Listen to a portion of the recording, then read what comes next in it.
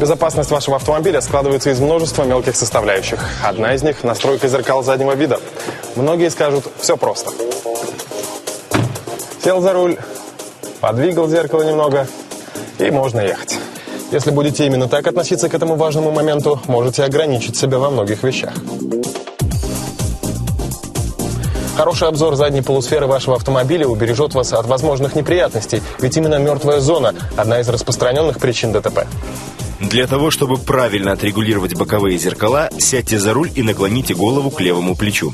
Отрегулируйте левое боковое зеркало так, чтобы край заднего бампера находился в поле вашего зрения. Когда вернете голову в вертикальное положение, проверьте, чтобы линия горизонта была немного ниже середины зеркала. Также настраивается и правое зеркало. Такая настройка зеркал делает ваш обзор оптимальным, при этом мертвая зона сводится к нулю. Боковые зеркала должны обеспечивать обзор правой и левой стороны вашего автомобиля. Это нужно, чтобы понять, какое положение занимают другие участники движения относительно вашей машины. Теперь вы всегда будете знать, что происходит у вас за спиной, и можете легко следить за бампером во время движения назад.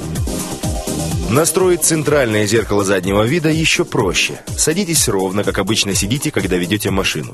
И поправьте зеркало так, чтобы заднее стекло автомобиля полностью поместилось в нем.